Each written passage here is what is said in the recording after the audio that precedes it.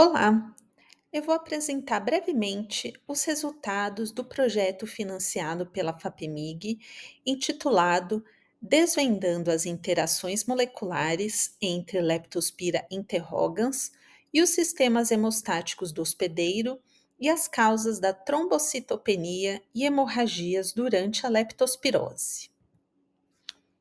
Bom, a leptospirose é uma doença causada por uma bactéria chamada Leptospira, uma bactéria do gênero Leptospira.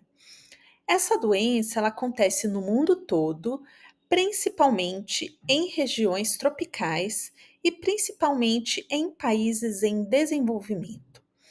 Ela é considerada uma doença negligenciada e reemergente. Negligenciada porque ela comete principalmente países pobres, né, em populações vulneráveis de países pobres, e reemergente porque o número de casos tem aumentado bastante nos últimos anos.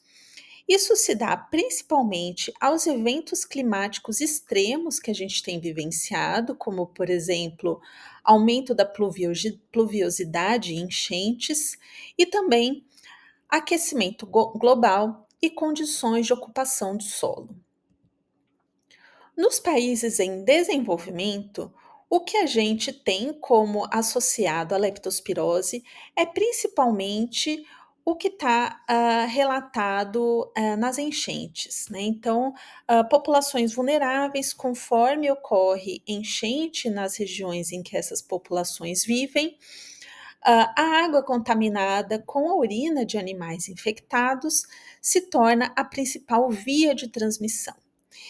E nos países desenvolvidos, a leptospirose é principalmente uma doença associada a atividades recreativas, como, por exemplo, esportes aquáticos, e atividades ocupacionais, como, por exemplo, veterinários, trabalhadores de abatedouros e etc.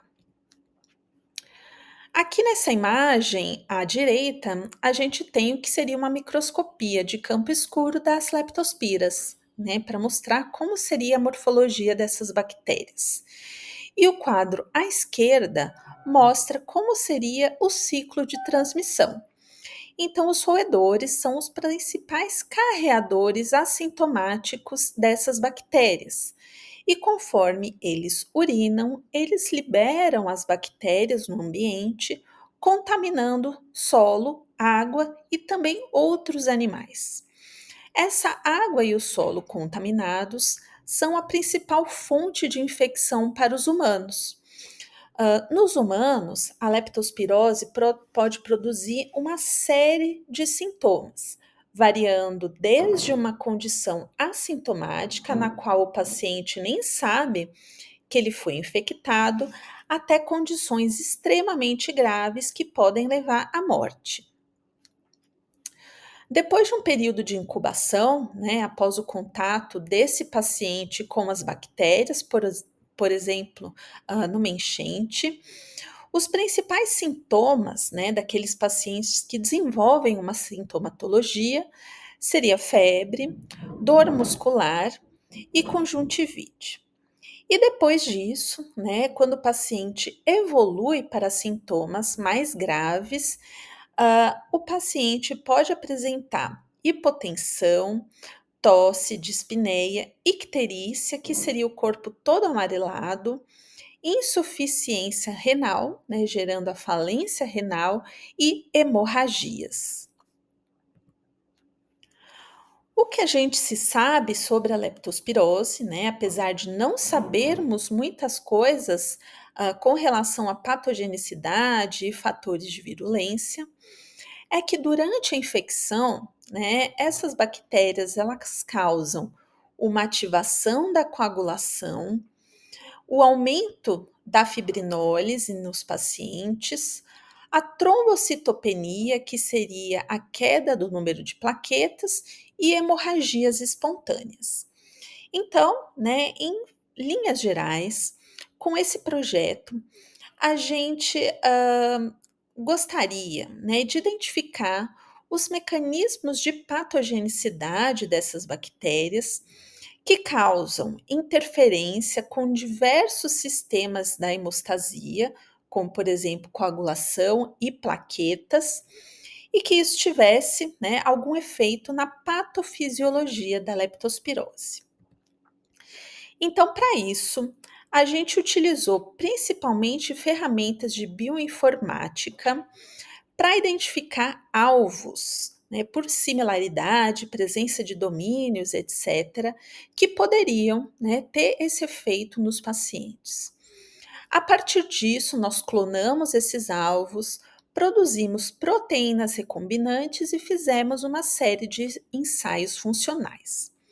A partir dessa metodologia, nós identificamos, né, possíveis novos fatores de virulência dessa bactéria, como, por exemplo, as proteínas BAT-A e BAT-B, que interferem com a agregação de plaquetas, a proteína LIC 13086, que interfere com a cascata de coagulação, impedindo a formação da rede de fibrina, a proteína LIPL45, que ela sofre uma autoproteólise e também, né, participa na sinalização dessas bactérias.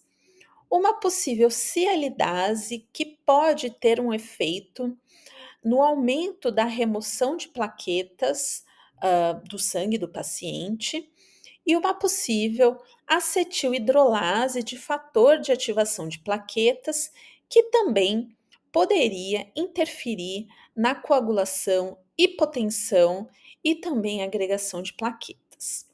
E também os nossos dados nos levaram a compreender alguns processos que parecem ser determinantes na patogenia da leptospirose, como a interferência com a cascata de coagulação e função de plaquetas.